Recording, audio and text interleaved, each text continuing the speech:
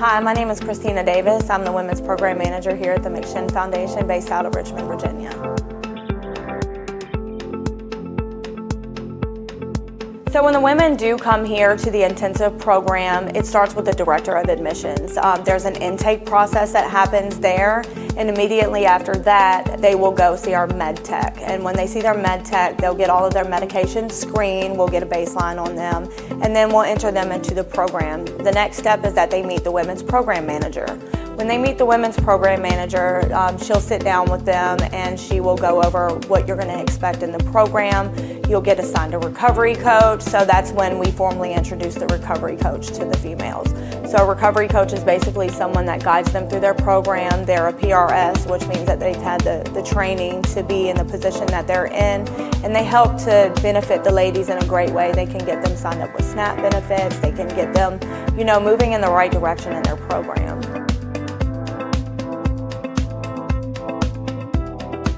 Hi, I'm Joyce Bronson. I am the Director of Admissions with the McShin Foundation. I am the very first point of contact for an individual coming into McShin. I get to speak with the family members or even the individuals that are looking for help and do not know where else to turn. McShin actually has two different types of programs. We have a 28-day intensive program, which I strongly recommend for anyone new to recovery. In the 28-day program, you are in our intensive house. You will be attending 4 groups a day. Usually it starts 2 groups in the morning and then 2 groups in the afternoon after lunch. You'll be attending 2 12-step meetings a day as well. Also, while they're in the 28-day program, you get services such as one-on-one with a certified substance abuse counselor. My name is Monique Runge.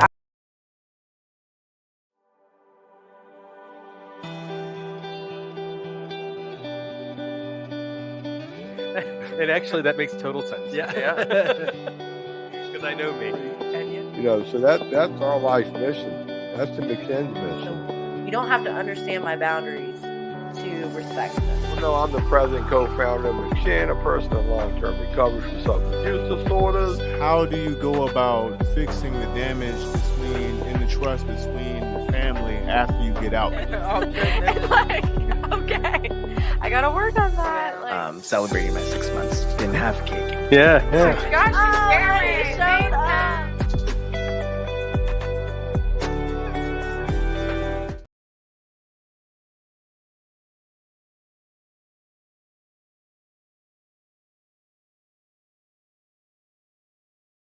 First step stuff. When we admit that I'm scared. I am scared to get high. I'm scared to use drugs. I'm scared of going back to the penitentiary. But you know what? It's a healthy fear. It's a healthy fear that I'm scared of. My motto used to be, I'll try anything once. I'll try anything once. And a lot of times I did. And that shit got me places that I had, that I definitely didn't want to go, definitely didn't want to be, because that's an unhealthy fear. You know what I mean? Ain't got that now. I got a healthy fear, man, because I understand and I know what drugs what drugs and alcohol do to an individual. I'm going real deep with this stuff, man. That shit shouldn't even be on the planet. Shouldn't even be on the street. Some of y'all a little younger than I am. I remember when they put it on the street. And when I just think about the number of lives that have been destroyed from drugs, man. 60s and the 70s, man. Put that shit out there, man. James Brown used to sing about it. White horse. Now we going, we going to another era now. You know what I'm saying? But man, this stuff is cunning, baffling, powerful, and it wants your life. It wants your life. Every time, man, I read about somebody overdosing, you know, man, that's the hit right there. That is the hit. Man, I'm reading today.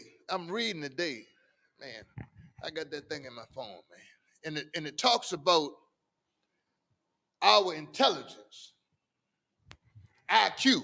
It talks about our intelligence.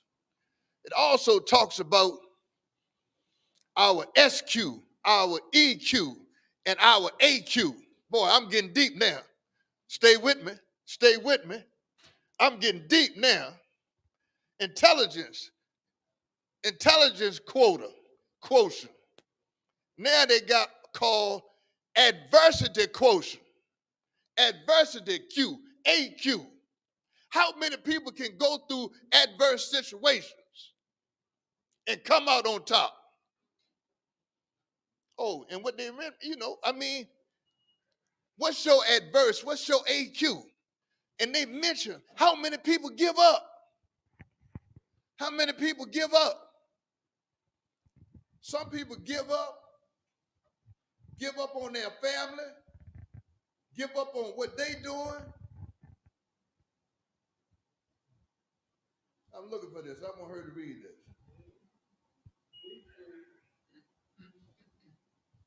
And we give up, man. I don't know how you look at this thing right here. I don't know how you look at being incarcerated. You know, on all accounts, most people's account, this is an adverse situation. You know, and how do we deal with it? How do we deal with an adverse situation?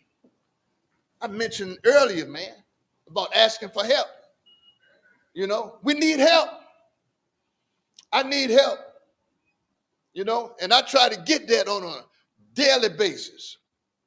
I get up in the morning, I pray, I read, I talk to somebody on the telephone, you know, so that I can get the nourishment I need for me, so that I can feed me. Because you never know, man. Hey, look, man, they told me about happiness. Don't chase happiness. Why? Because it's so fleeting and it's so elusive. If you get it 80% of the time, be satisfied. If you get happiness 80% of the time, be satisfied with it. So I don't know why people, I don't understand. Well, I do understand why people use it. Are they chasing happiness? Are they chasing that feeling? Whatever it is, you ain't going to get it 80% of the time. It's elusive. And for those that are 5-time losers, you already know that. You know, they getting high is fun in the beginning. You know, and man, after you in, man, for some time, it ain't fun no more, man. It's work. You know, and you don't ask yourself, well, what am I doing? What am I doing? What am I chasing? You know, am I chasing that ghost? You know, and I don't know why, but they say that men are harder than women in asking for help. Men are harder than women in asking for help. And I kind of understand it. EQ is emotions. That's why when we come here, we talk about feelings. Men don't have feelings. That's bullshit. But yeah, you know. I know. But they function on thought more so than they do on emotions. You know, I can just remember. This is how a man thinks. You know, your girl had a situation, man. I don't know. She might have had death in her family. You know, 5 years later, you was like, she ain't over that stuff yet. You know what I'm saying? Man, my wife's mother died. And a girlfriend of hers told me, said, look, my mother been dead 13 years. It ain't a day go by that I don't think of her. I had never experienced that. Thank God for recovery. My mother been dead for like 6 months. I think about it every day. I still come downstairs and think about calling her on the telephone. When something happens in my life, I still think about calling her on the telephone. Because I'm feeling now. I ain't doing a whole lot of thinking. I'm feeling. you know? And I got that, man. I got that through this structured program right here. You know, I learned how to ask for help, you know? And that's one of the things, man, that we have to do in order to be successful in here. Got to ask for help, man. You don't got knocked off. You done came in here, did 6, 7, 8 months or whatever it is, a year or whatever it is. Things have changed since you left the street. Ain't nothing wrong with asking for help. You know, at one time it wasn't trending. It's trending now. Ask for some help, man. You know, man, I had a sponsorship workshop Saturday. Boy. And I mean, we had a couple of dudes with a lot of clean time. We had a couple of people that just got clean just before December. And then we had those in between. Man, it was beautiful. It was beautiful how men sat around and talk about relationships, talk about getting high, talk about a job, talk about their family, you know? And man, I have always belonged to some kind of men's group outside of NA. Now I belong to the church, and I belong to a group inside the church. Man talk. So we get together, we can talk. Told somebody, I was like, look, man, we playing catch up. Not that kind of catch up. We playing catch up. You know what I'm saying? You know, and the thing is, man, what I love about this program, is that, man, we have had some dynamite messages that come through here. And I mentioned earlier about listening. Hearing it is one thing, but listening to it, being able to comprehend it and being able to internalize it, you know, so you can keep it, carry it with you, man, for a day or two and see what happens, you know. And that's what I love about this program. We get an opportunity to do that. We get an opportunity to come in here and share our stuff, talk about our stuff. Somebody mentioned one time about sponsorship and all that, and I decided then, I can go here and I can talk about some of the steps of the program, you know. But the steps of the program, one of the things I want to say is, man, reservations. When you don't ask for help, you saying you giving yourself reservations to say, I can do it by myself. Doing it by yourself is what got you in jail. You know, it's almost like when the student is ready, the teacher will appear. You know, it's the same thing. When you ask for help, when you admit that, man, I can't do it by myself, recovery starts then. Changing my thinking, changing my attitude, and changing my behavior. I mean, that's important. You know what I'm saying? One step at a time. One step at a time. All right? We got it? Y'all good? My name is Marshall. I'm the hype man. Hey, and I love this guy that's coming up now, man. Man, I can't begin. And one day I'm going to write a list of accomplishments for John, man. I'm going to write a list of accomplishments. You know, because John has done some things, man, that far exceeded his expectations. How do you think he got to be co-founder of McShin? He listened. He asked for help. The same suggestions that we give a newcomer, we give somebody that got 40 years. You done heard John said about me, how Marshall got out of jail and he listened. He listened. It's the same thing, man. You know what I'm saying? I have to do the same thing every day. Repetition is good because sometimes I miss stuff.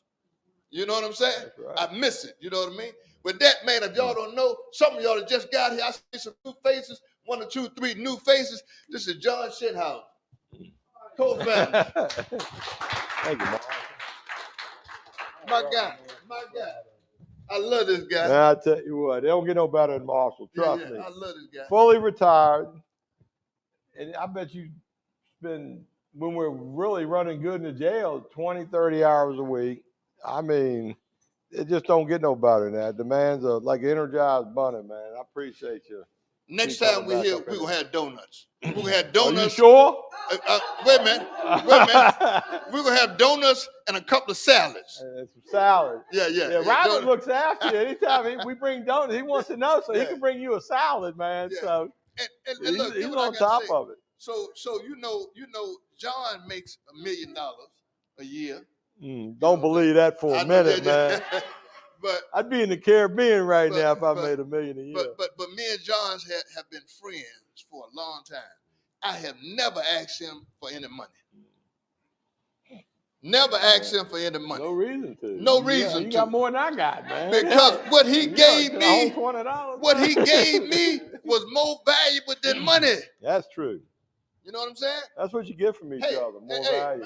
That's what Steve Harvey and T.D. Jakes said. Don't leave your kids no money. Leave them something in here. You know what I'm saying? Something internally that they can carry with them from day to day to day. You know what I'm saying? And that's what John gave me. Hello, gang. How y'all doing now? Give Marshall a hand, man. He did a good job. Man. Thank you, Marshall. For the new folks, I'm John Shenholzer, president and co-founder of McShin, but also a person of long-term recovery. For me, that means I've been clean and sober over 40 years, and just been an incredible journey. But while I'm thinking about it, there's two people in here you can look up, find out how much money we make. One is the sheriff, because her salary is probably public knowledge on some website somewhere. That's right.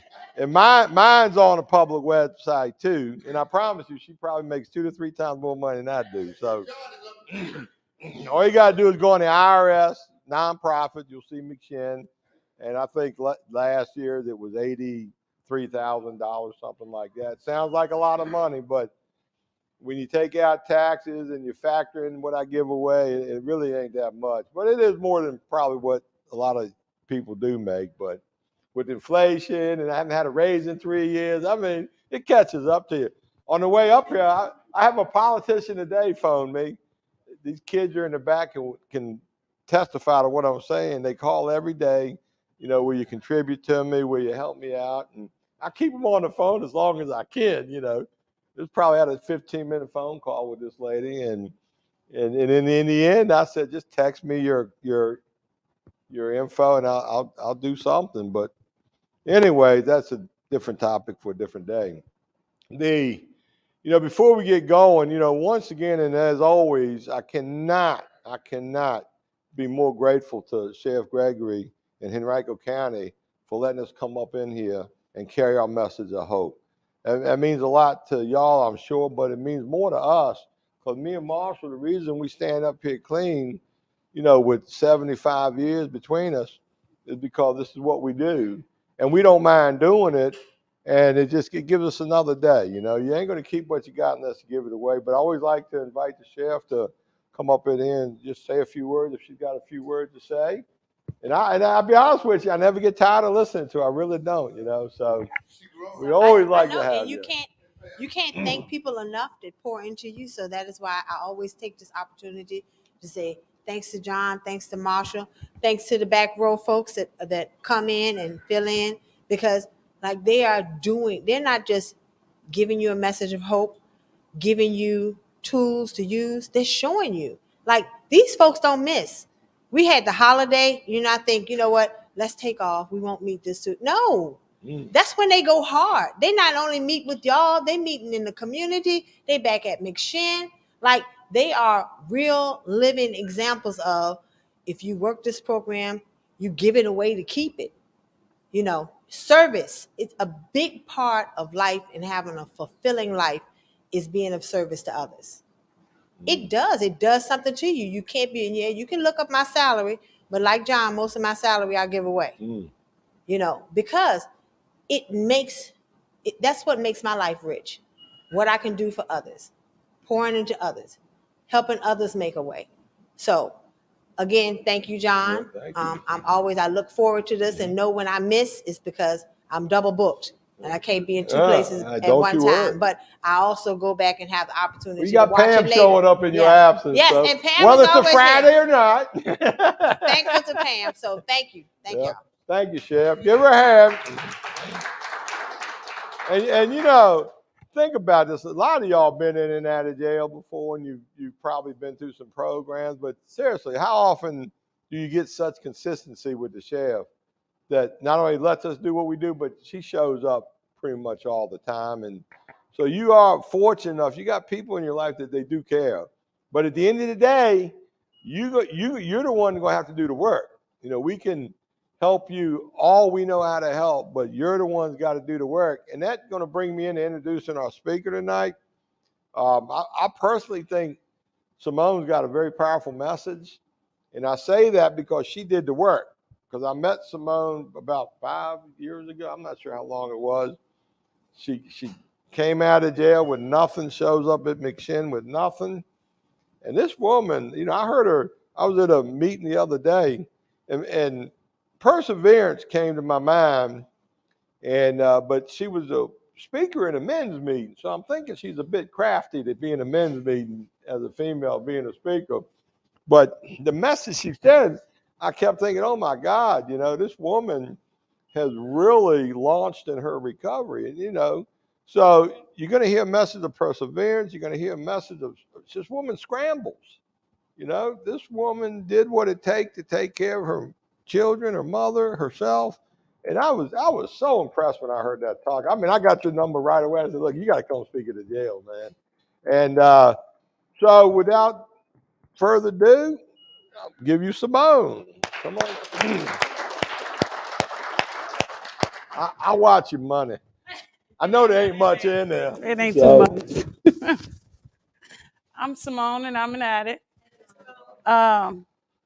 Hey, y'all, I'm nervous. I've never been in the jail before. Sitting down. I was in this jail though.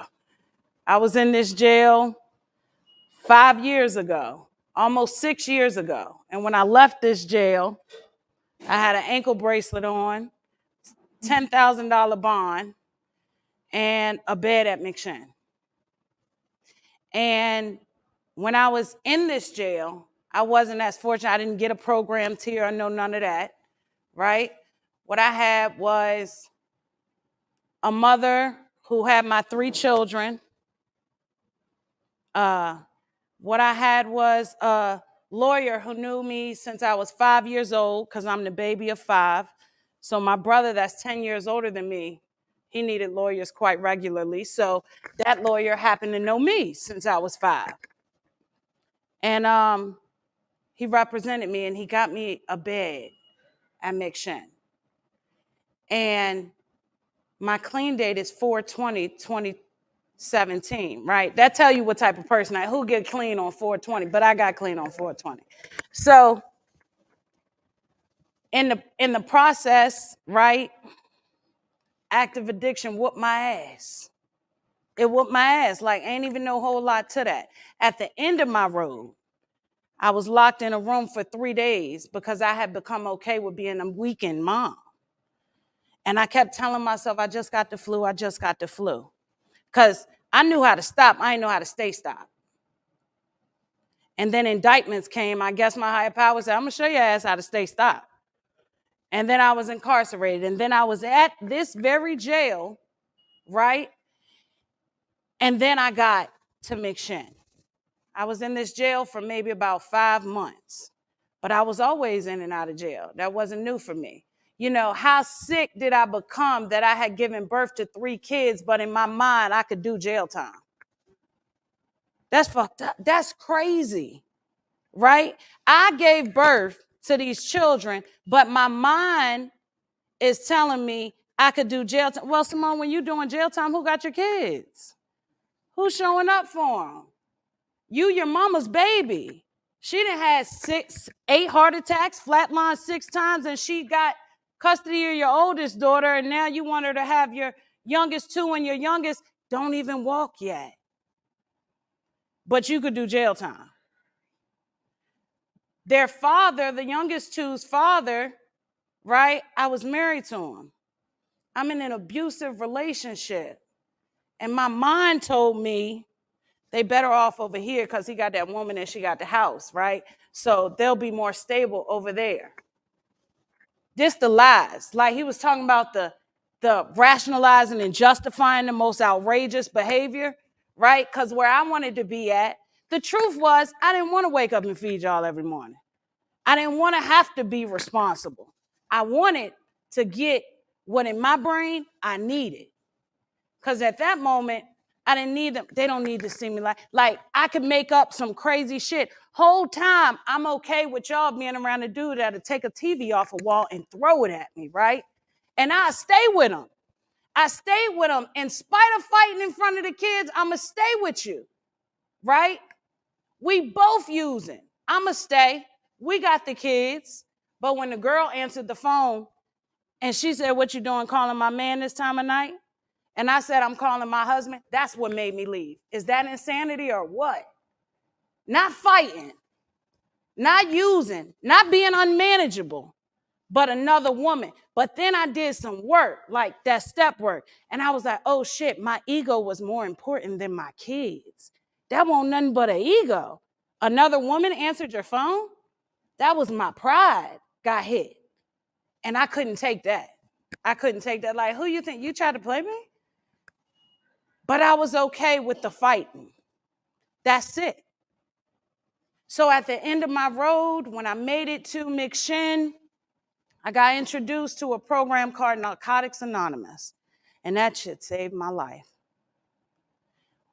When I got bonded out, when they gave me the bond, my mother had already told me, I'm not coming to get you, right?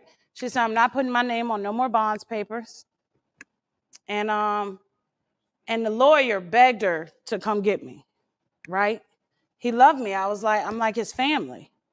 He like, please just get her. And I'm hoping, but they hadn't called my name, so I ain't get the green mat, right? So I'm still laying there like, man, who I'ma call? And then they called my name. And then I go down, I'm excited. I'm like, shit. Then I had to go get the ankle bracelet on. They called me in the room. And when I go out there, it was my mom, right? My mom would be 70 years old this year. So my mother was 65 coming to get me, 64 coming to get me with a pacemaker. Had to find somebody to watch my 3 kids because they was at her house. She had to pay that bond money. And I went to a RCO called McShin. And when she took me, she said, I'm not letting you pass go. You ain't stopping. No, I'm taking you straight there. And it was a Wednesday.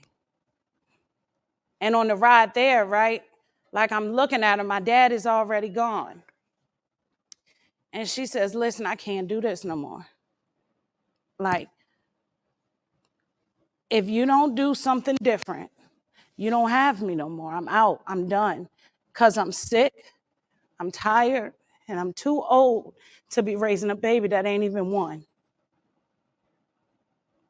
And that desperation and that ache in my mother's voice and in her face, right? To know that you raising my kids and I'm asking you, can you put money on my books for my hygiene? With my kids in her house. I'm calling from Henrico, Mom, could you tell my brother to do X, Y, and Z? Like, she making time to answer my phone calls because it's my kid's birthday. She trying to do a birthday, and I can hear her wheezing because she needs her inhaler from trying to chase after my kids. And at the end of the call, I still need that money on my books. I'm talking about the core of my disease called self-centeredness. That's the core of my disease. And I could rationalize and say, you know, I'm not selfish. I'm not that. Listen, I need hygiene. Just do it one time, Mom. Like to even call when you got my kids. And then to say, well, you got custody of my children. You got custody of my oldest because I wrote a check. But in order for, I wasn't a felon at the time. In order for her not to prosecute me, she said, give me Morgan, right? That's my oldest, give me her.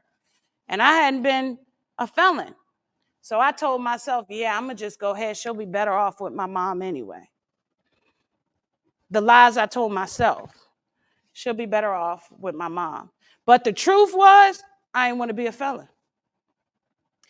And my higher power turned around and made me one anyway. I still ended up being one and just didn't have any of my kids and was still a felon. And when I got clean and I ended up at McShin and she took me there, I said, you know what? I'm going to do everything to work. I'll just go back because I know how to go back. I ain't forget how to get high. That shit sound crazy. I didn't forget how to do that. I didn't forget what the street life is. It excited me. I'm not going to act like it didn't, right? It excited me. I liked the action. I liked being out. I liked all of it, right? But did I like it enough to kill myself? Because that's what it was doing.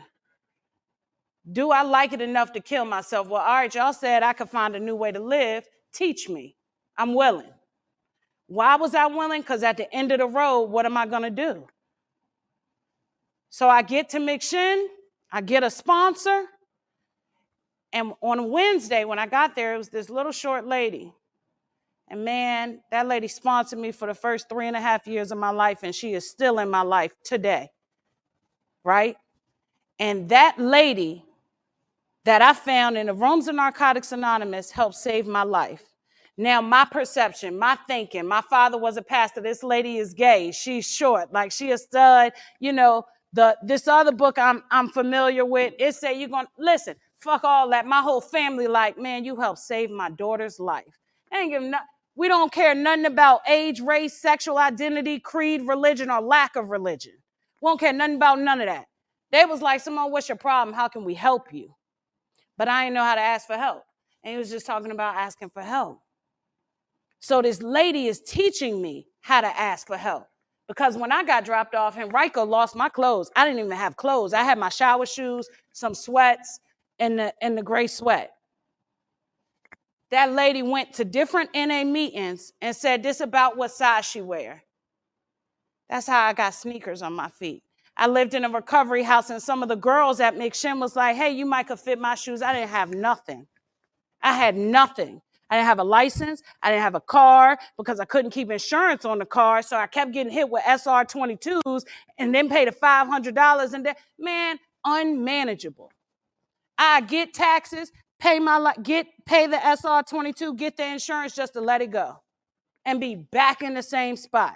Why? Because my brain won't function it. Like, I wanted to do what I wanted to do, and that wasn't important to me. Ripping and running the streets was important to me. In this process, I learned that I had a shift in my value system, like what is really important to me. And that shit just ain't it, because it was killing me, right? In my brain, I was Griselda Blanca, I swear, right? In my brain, I'm Queen of the South, right? The reality, I was chasing the next one. I'm locked up. I'm a deadbeat mom, right? Having to look at me like, you a deadbeat mom.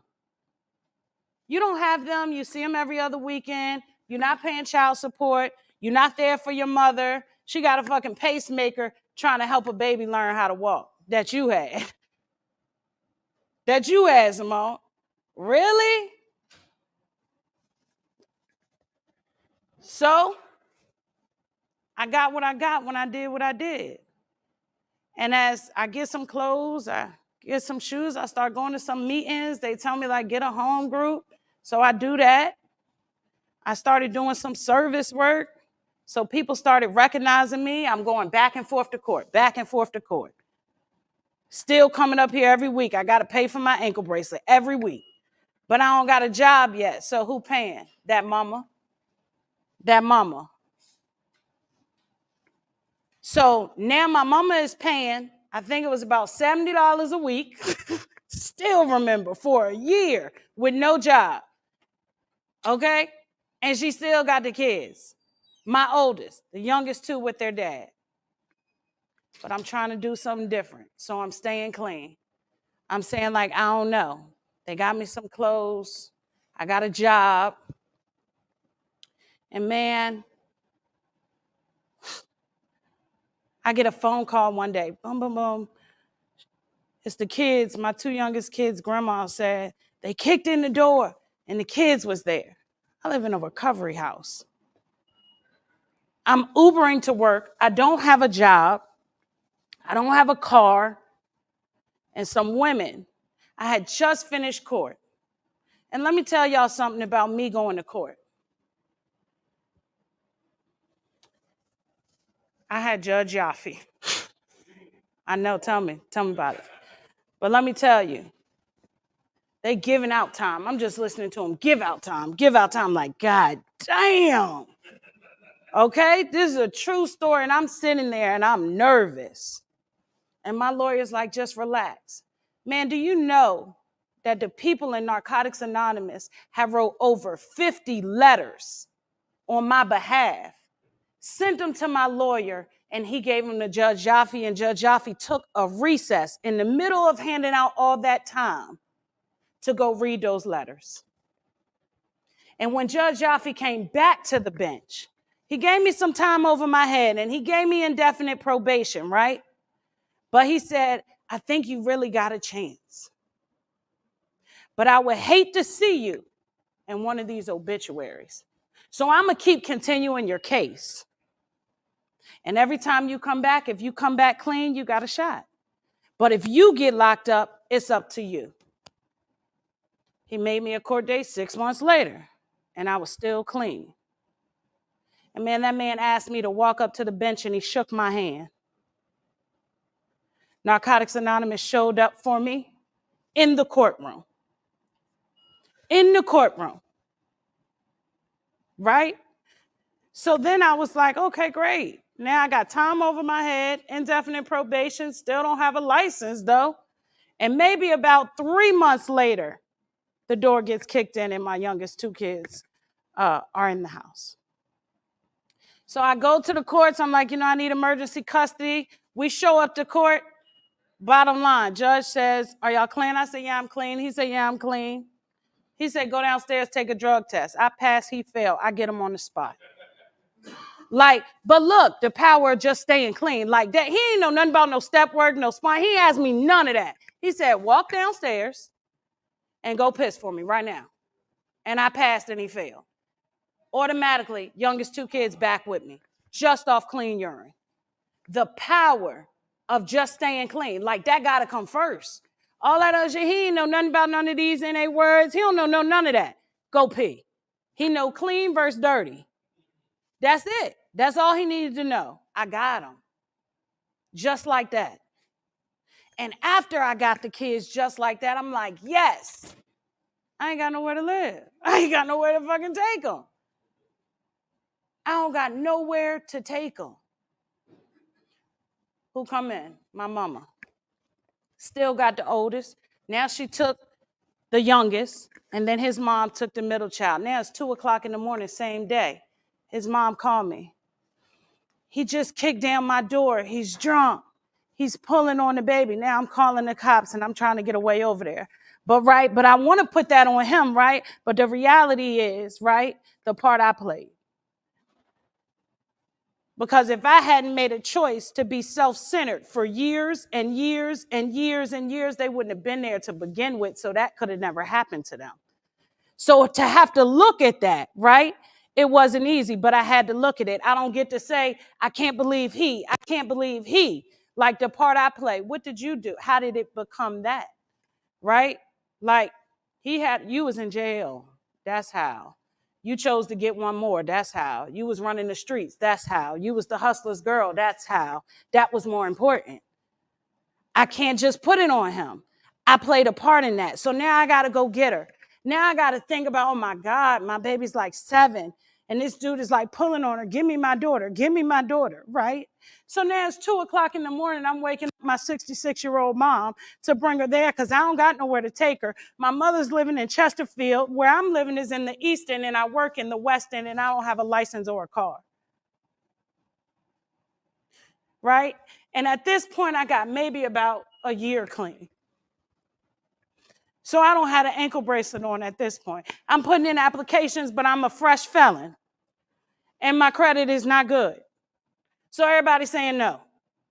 So now everybody's saying no. So another recovering addict comes. They say, listen, I saw this house. I'm going to take you to it. It's not in a good area. I called my sponsor. I'm like, I don't know. I don't think they're going to take me. It's a realtor. It's not in a good area. She said, what the fuck? You don't live outside. You live inside. Go check it out. I had already worked the first step, right? I knew a little bit about being honest, open-minded, and willing. So I was willing to go check it out. And I went in that house, and the man walked me around. The guy looked like John, too. And so I knew I won't go get it in my head, right? My head said, you ain't gonna get that. So he gonna pull your shit. He gonna say, hell no, right? And my mind is telling me this. So he sits me outside on the porch and he says, all right, I'm gonna do a background check and a credit check. I'm already $300 down from background checks just to get told no, right?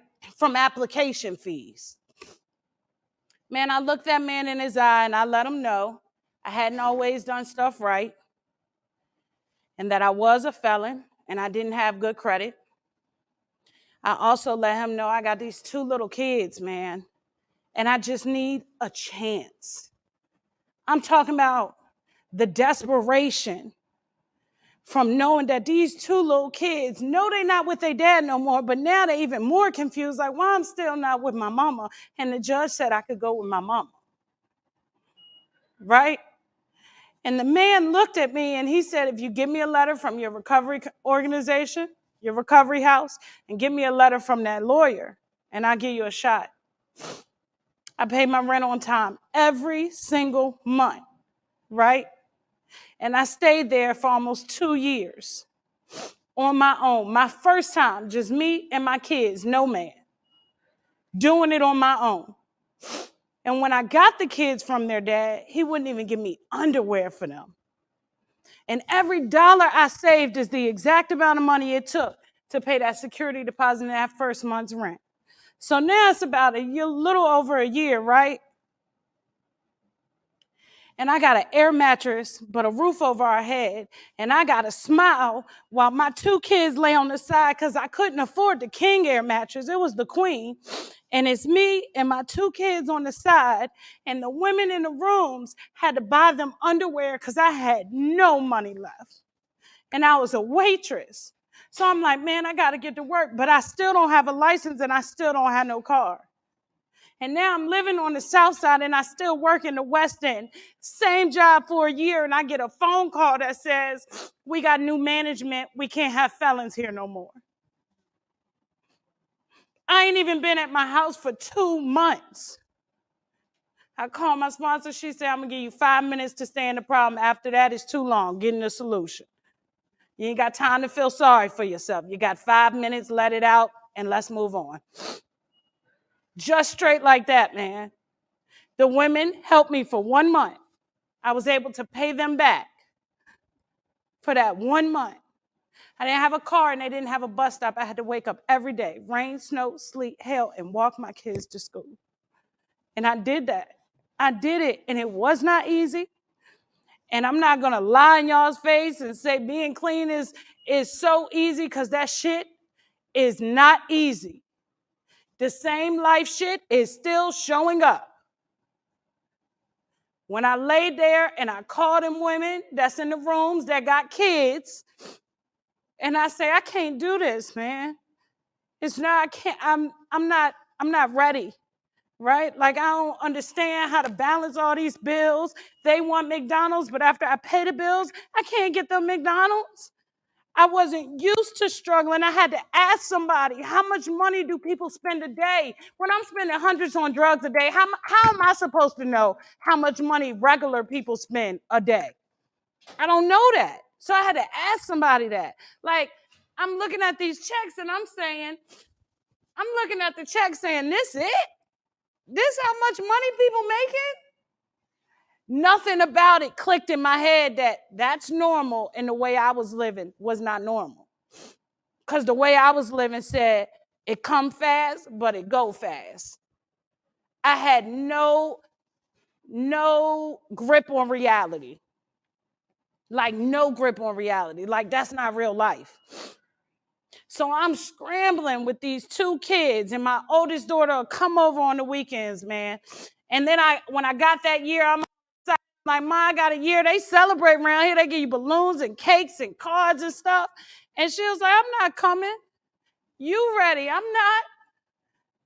Like, you drugged me for over 10 years. You think I'm coming? They could be happy with that shit. I'm not impressed. And she didn't come. And I was devastated, man. Nobody came. It's 5 siblings. Nobody showed up for me. Not one sibling, not my mama, not a cousin, nobody. And my sponsor said, man, when you make it to 2 years, maybe they'll be there. So you got to make it to 2 years to see if they're going to come. Well, trying to get to 2 years, I'm dealing with a bunch of bull.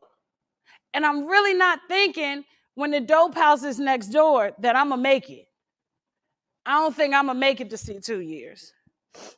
And then I'll roll over and my kids will say, like, I'm so happy I'm with you, Mom.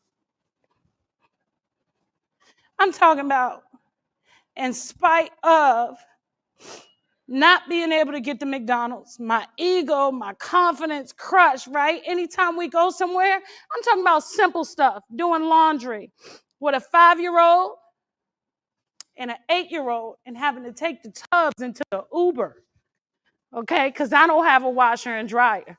I just got a bed for them. I'm still on the air mattress.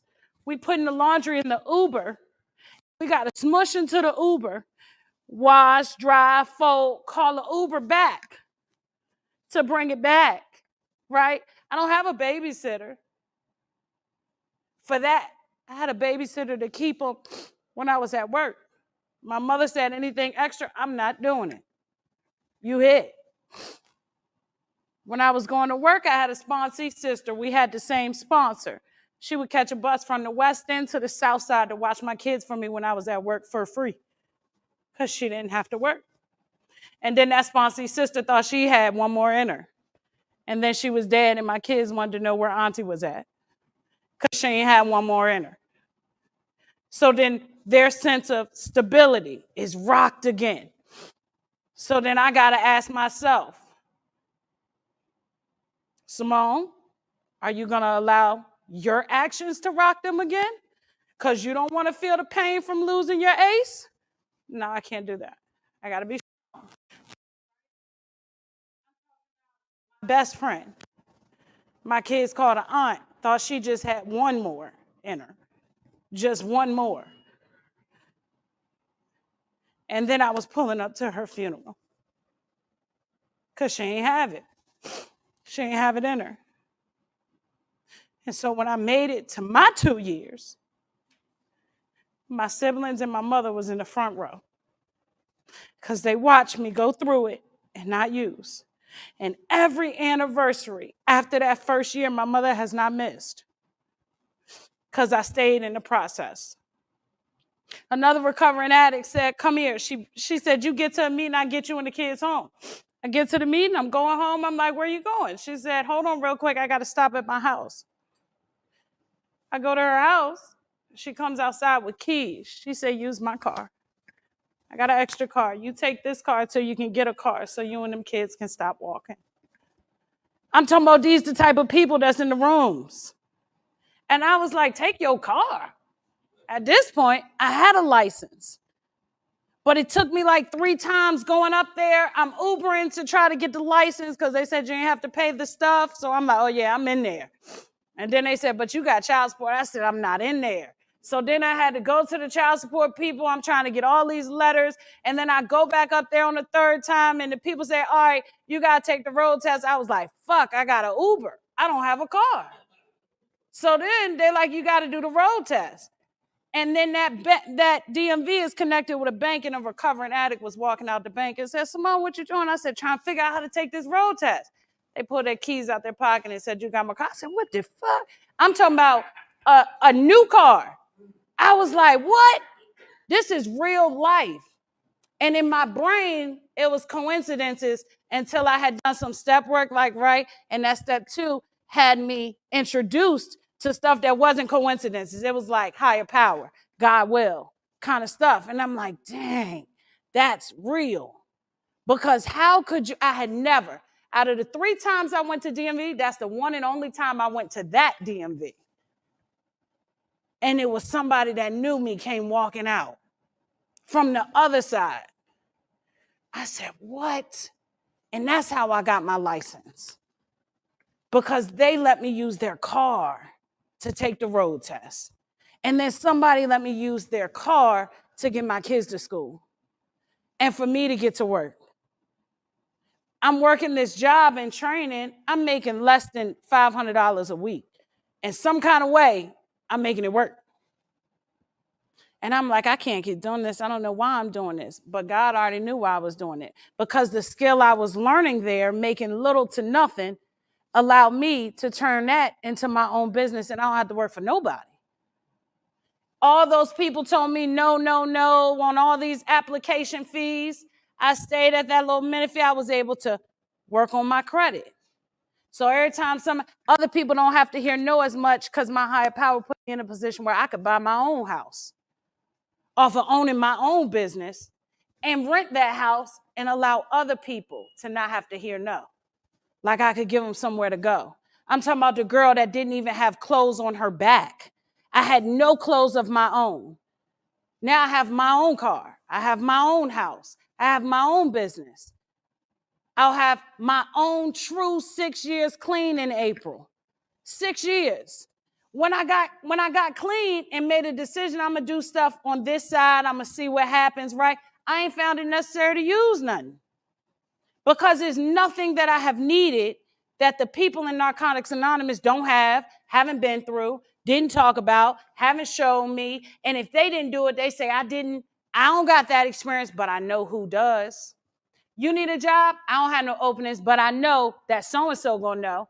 Like, it's so crazy to me when I look at leaving here with shower shoes and sweats on. Not even my own clothes, man, because they lost them. Crying, like just spending money on application fees. Nobody would let me rent, and God saw fit for me to own. Nobody wanted to hire me. I'm a felon. I'm struggling. Woe is me. And God said, I'm going to give you a business. And in between you getting that business, I'll make sure you're all right. That same mama, that same mom who said, I can't do this no more. That same mom that didn't show up to that 1 year is the same mom that gave me custody of my oldest daughter back. And she almost 16, we won't go there. But I got 3 girls, right? And God has allowed me to be a part of a program that has like raised me up into becoming a woman so that I can show these girls. Like I heard women say, kids don't do what you say, they do what they see. So what you showing them? If you questioning their actions, look at yours. What are you showing them? And I'm like, God damn, I don't know. Let me pay more attention. Let me be more mindful because the self-centered me. I don't feel like taking you to volleyball. I don't feel like doing this, right? For real, that's what my brain be saying. Like, I don't feel like doing all that. You got basketball, you got volleyball, you got ballet.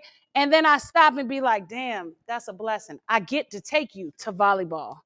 I get to take you to ballet, right? I get to take you to basketball. That's a gift for me because before when I was in McShin, I didn't even get to talk to y'all. I had to catch an Uber to your school just to see you because your fathers wouldn't answer the phone. And now I'm talking about taking you somewhere. Sometimes I could get lost in the sauce. It ain't easy and I ain't perfect and it don't always look pretty. The only thing I do perfect is not get high because I got a full, clear-cut understanding that I will die and my kids won't have a mother. I'm not confused about that. Nothing in my body believes I got another run in me. Nothing in me. Like, period. I know that I don't have it. I don't even play with that. It don't mean I might not use shoes or shopping or going on trip. It don't mean I might not use some other stuff. But I tell you what, I'm not using anything that will kill me because 1 is too many and 1,000 is never enough. I don't have that cutoff in me. Right? I don't have it.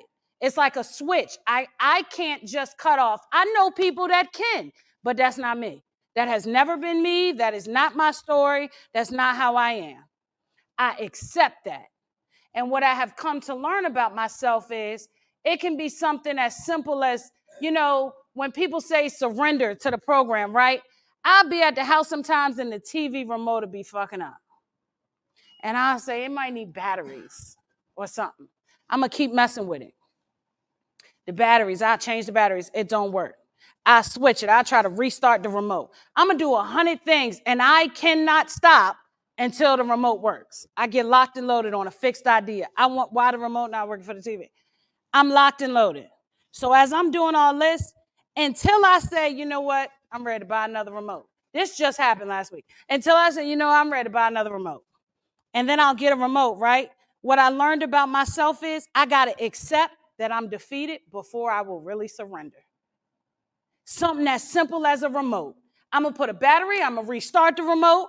I'm going to see why is it. I'm going to look behind the I did all that. Why couldn't I surrender and just like go get another remote? Because I hadn't accepted that that remote was done. That's what I learned about me, that I am that person, and at any given day, it don't have to be a drug. I just gave you the example of the remote, but I couldn't stop. But once I said, you know what, I'm going to just get another remote, I threw it in the trash. I was all right. I didn't even have to go back to the trash because I had accepted. I tried everything, and it didn't work. I was good. I accepted it. That's it.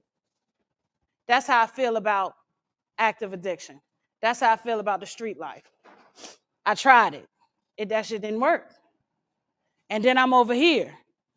But until I really felt like it didn't work, I wasn't able to surrender. That's why I was able to stop but not stay stopped, because I thought I could do it a different way, or over here, on that side of town. But today I ain't got to worry about none of that. I ain't got to wake up and not think to feed my kids, because I had to save this from last night to make sure that I don't wake up sick today, this morning. I ain't got to do none of that. I could just wake up, take them to school, and work. Period. And I'm grateful. And I'm telling you, man, that shit is not always easy, but it's always worth it. And I just didn't feel the need to give up. And if you went hard, because I went hard, then like this is way easier. Even in those bad moments or challenging moments, it's still better on this side. It's still like I went from the air mattress to a king bed. But slowly over time, man, that shit did not happen overnight. I definitely had to put in the work. I definitely had some long nights. I definitely had a lot of tears along the way. I definitely had a lot of pain along the way that I wasn't able to put nothing on top of. And I just talked about it. And that sounds crazy, but that really works. And so the best thing that I ever did for myself was invest in my own recovery. I actually do step work. I actually call my sponsor, right? I actually know when my mood is off, my kids will say, Mom, you been to a meeting? God, Lee. Like they will say it to me and I'll look. Because when I got those younger two back, they babies. They had to go where I went. And I was in the meetings because I didn't know how to have no two kids. I didn't even know how to register my 5-year-old for kindergarten. I didn't even know how to do that. Another recovering addict in the rooms went with me to show me how to do it. When did I do it? In between using? Because in between using, I'm trying to figure out how I'm going to go to the next one. Or in between this switch, because I'm trying to get the money to go. When did I do it? And if I did it, that shit done fucked up my mind so much, I don't remember. So I had to get help. And they did it. And then I knew how to help the next girl who came and didn't know. And that's what I do today to the best of my ability. I try to give back what was given to me. When somebody needs just a listening ear, a place to go, $1 in their pocket, man. That's all I can do is just give it back. Because I never would have thought that I'd be where I am today, like when I left out through those doors almost 6 years ago. I never would have thought that. But I am. And so I ain't no different. Like you'll never have to use again, even if you want to. And I think about using. Don't get that twisted. Just like a retired doctor, heart surgeon, gonna think about a heart once they not doing surgery. I'm an addict. I'm going to think about using. But it's just a thought. I ain't got to put no action behind it. So I choose not to put the action. Because a thought is a thought until I act on it. And a thought don't kill nobody. But the actions do. And so I'm not the person to say I got almost 6 years and I've never thought. No, I'm not going to lie to y'all. But I was told that a thought is a thought. And it's okay to have a thought. don't put no action to it and tell somebody. So I do. And they say, child, I did too. I'm talking about people with 20 years. I'm talking about people with 15. I can look at somebody with a day clean and they're like, you think like that too? Yeah, I'm a fucking addict. Ain't you an addict? I'm an addict. I'm just a recovering addict. But I still had the thoughts. It still excites me when I hear a loud radio go past the house.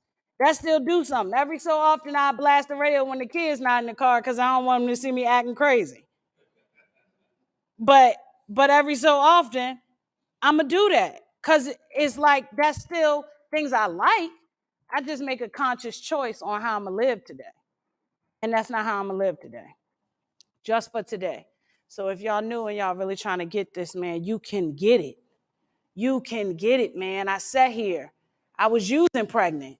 Like what? I was using pregnant. And my babies made it. And now I have them. So now it might take a little longer for homework, but whose fault is that, really? Right? So I got to have patience. But the program taught me patience. So I'm okay. People have patience with me. I can do that because I know the part I played. And I'm okay with that. I got to look at that. I got to accept that. And I got to make amends for that. But that patience piece is a part of how I do that. Right? I ain't trying to make up. They told me don't try to catch on. Don't try to catch up. Just catch on. Easy does it. And I live in that. Like even with my children, I live in that. Easy does it. I ain't trying to do too much. You know, I'm not trying to be too crazy because it'll come out. I try to stay contained, right? And patient and loving and caring. It don't always work out. But listen, this shit works. I'm my mother's power of attorney. Not my sister that's the lawyer, not the brother that owns the businesses, right? My mom said, you're going to make my decisions on my health. You're going to make the decisions when I pass away. I'm like, me? She like, yeah, I trust you. What? I'm her only daughter that was ever incarcerated, right? She got 3 girls, 2 boys. She like, I trust you. That's priceless. So if y'all don't get nothing else, man, it's power in this, in the rooms. It's power in staying clean. Fuck all the material. My mother looked in my eyes and said, I trust you with my life. I don't need nothing else. I don't need nothing else. I'm good with that. And if I can get it, y'all can get it too. Thanks for letting me share. God, I love you, man. I'm so proud of you, man. Lord, are you 40 yet? No. Still young, baby. So what'd you think?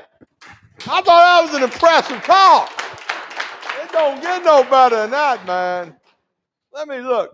That is always a story for those that don't use. I mean, Marshall goes back so far, it's hard to believe he was ever in a place like this doing this stuff. You know, 6 years ago. Look, I'm talking, you can stop using drugs, lose that desire, and find a new way. We're talking a vision here and the pathway.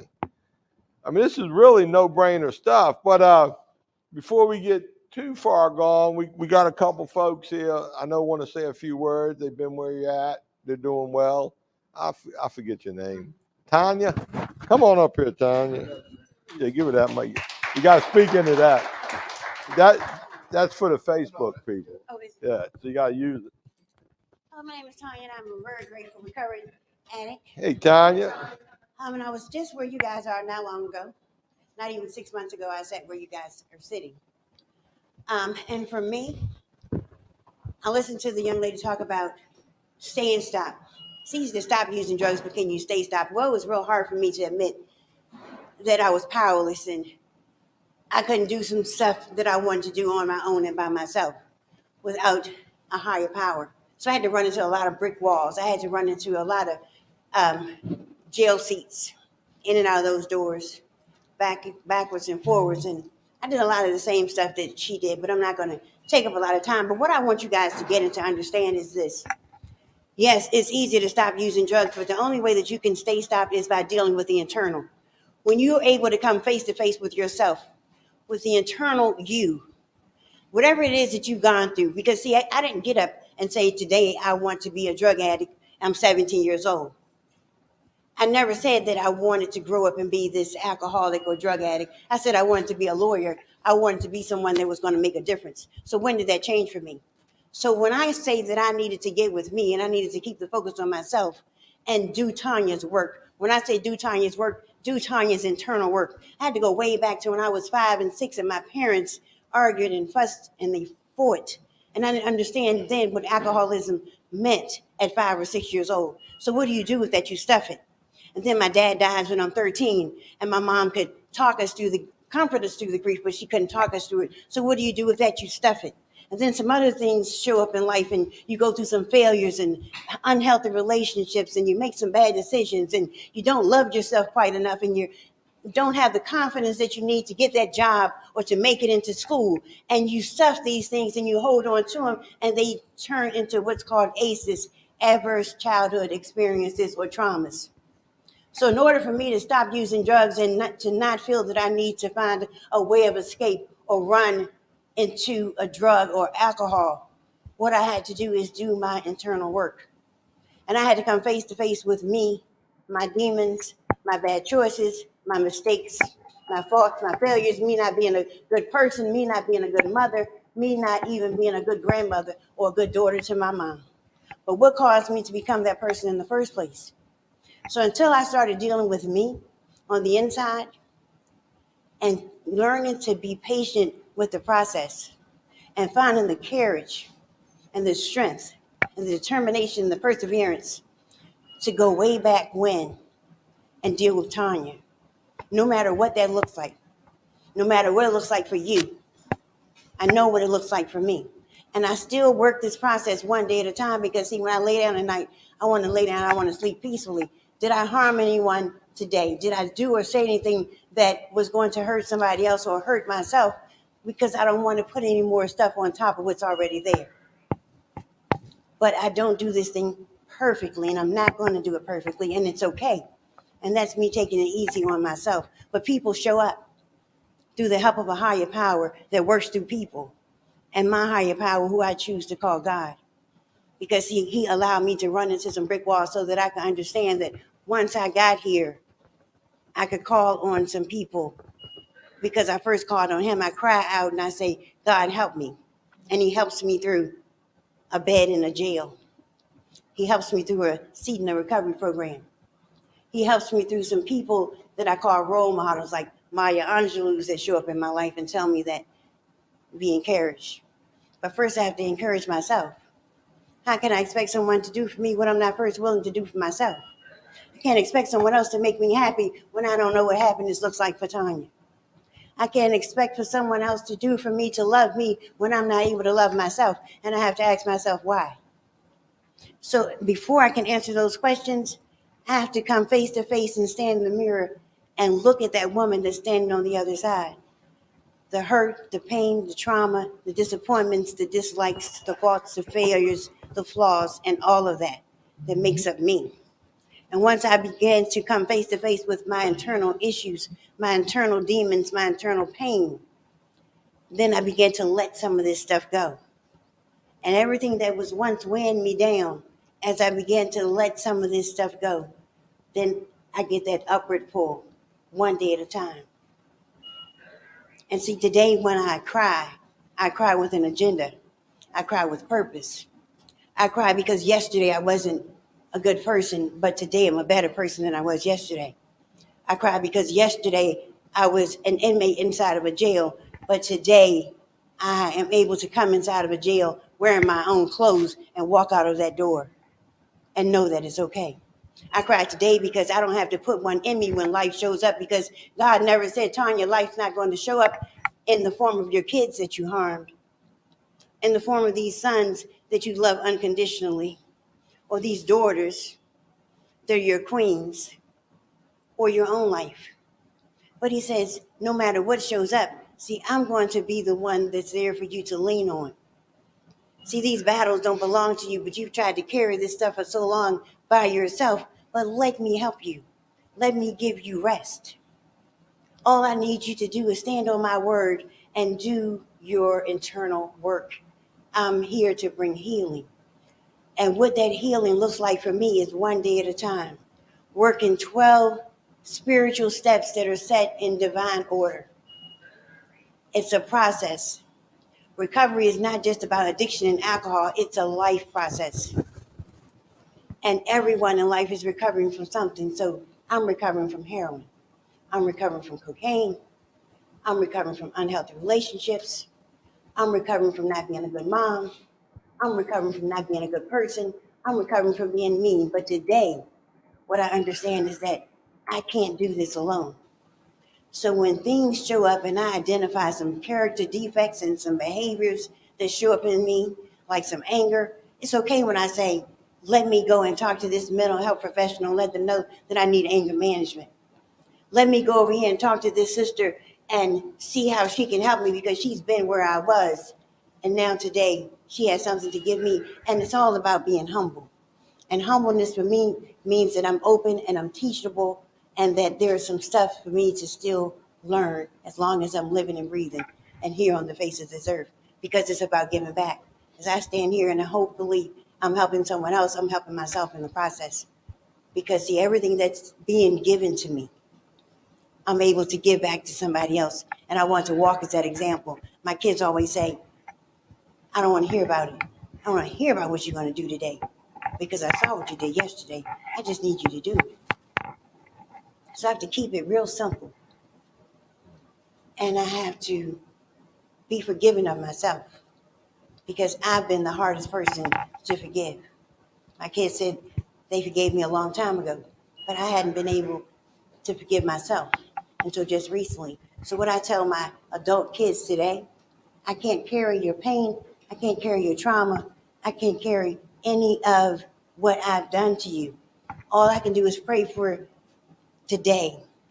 Start from here and create better ends. But what I suggest is that you get the help that you need while I'm working on me, because when I try to carry their stuff in and of myself along with my stuff and some other stuff, it's going to put me back in that same unhealthy place. So all I ask and suggest is that you do what other people in AA and NA in life are doing and take this thing called life, this process, one day at a time. Don't overwhelm yourself by worrying about what's going to happen tomorrow, because God's word says tomorrow's troubles are going to take care of themselves.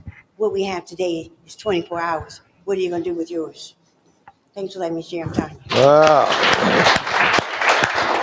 You know, Marshall, we ain't got to do nothing. Bringing a couple great speakers like this, man. Hey, I mean, we had two powerful women yeah. in here, man. Woo. Wait a minute. And then we got two powerful women that ain't even in it. You know what I'm saying? It's Women's Night. Right. You know what I'm saying? Hey, I love that piece, man. Share everything and don't use nothing. There you go. You know what I'm That'll saying? work. Share on the t-shirt.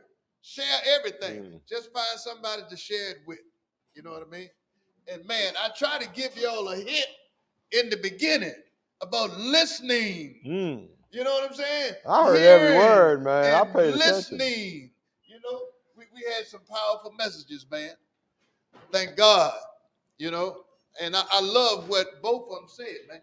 This thing is reciprocated, man. This is a two-way street. I just don't show up just to be showing up. I show up because I'm going to get something. When I see the individual sitting in here sleep. Who slept tonight? Ain't nobody fell asleep tonight. No. I ain't said about that. I'm not calling nobody out. But I'm just saying, you know, the old saying is, man, while some people sleep, others are working. Yeah. You know what I'm saying? While some sleeping, I'm getting my stuff together. Right. You know? And man, it works. You know what I'm saying? Yeah. Anybody got any words before we close? Any questions? Answers? Answers? Anybody got any lucky lottery numbers you want me to run for you while you're in here? Are we good, Sheriff? All right. Thank you so much for your attention tonight, and we'll be back as soon as we can get back over here. I know we'll be around late next week, probably. Well, Jimmy comes. We're gonna have him for Thursday and Friday. Doesn't matter which one we go to first.